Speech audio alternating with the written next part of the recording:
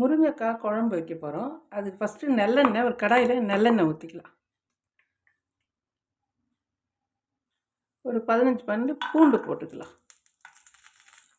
ஒரு வெங்காயம் போட்டுக்கலாம்.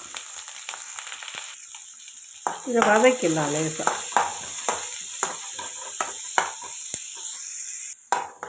பூண்டு வெங்காயம் வதங்கிடுச்சு. இப்போ 2 தக்காளி இதையும் இதோடு சேர்த்து வதக்கலாம். தக்காளியும் வதங்கிடுச்சு. இப்போ இதை நல்லா ஆற விட்டு மிக்சியில் அரைச்சிக்கலாம். மிக்சியில் இது மாதிரி அரைச்சி வச்சுக்கோங்க. வதக்கின அதே கடாயில் கொஞ்சம் நல்லெண்ணெய் ஊற்றிக்கலாம். ஒரு ஸ்பூன் கடுகு போட்டுக்கலாம். கடுகு பொரியட்டும். சீரகம் ஒரு ஸ்பூன் போட்டுக்கலாம். வெந்தயம் ஒரு 1/4 ஸ்பூன் வெந்தயம் போட்டுக்கலாம். இதெல்லாம் செவக்கட்டும். 2 காஞ்ச மிளகாய் கட் பண்ணி போட்டுக்கலாம். கொஞ்சமாக கருவேப்பிலை. அரைச்ச இந்த விழுதை இதில் போட்டுக்கலாம். லேசாக வதக்கலாம். ஏற்கனவே வதக்கி அரைச்சது தான், கொஞ்சம் 2 நிமிஷம் வதக்கலாம். இந்த அளவு வதங்கினா போதும்.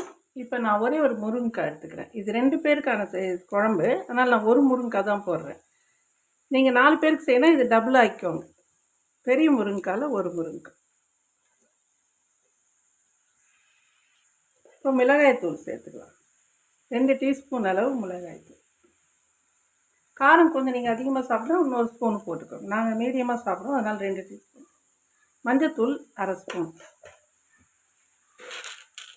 கல் உப்பு போடுறேன் தேவையான அளவு. இதெல்லாம் ஒன்றா மிக்ஸ் பண்ணிக்கணும். இந்த காரம் முருங்கைக்காயில் படுற அளவுக்கு மிக்ஸ் பண்ணிக்கணும்.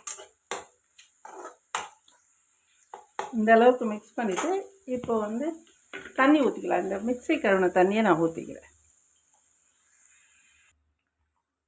இதெல்லாம் ஒன்றா கலந்து விட்டுக்கலாம். முருங்கைக்காய் இந்த காரத்தில் நல்லா வேகட்டும்.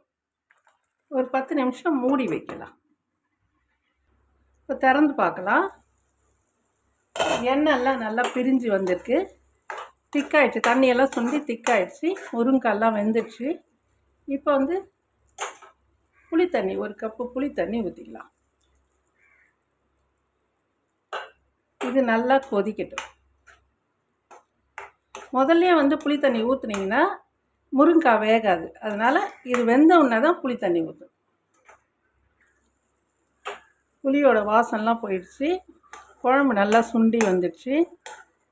ரொம்ப சூப்பராக இருக்கும். இந்த குழம்பு செஞ்சு சாப்பிட்டு பாருங்கள். ஒரு அப்பளம் பொரிச்சு வச்சு சாப்பிட்டாலே போதும், ரொம்ப அருமையாக இருக்கும்.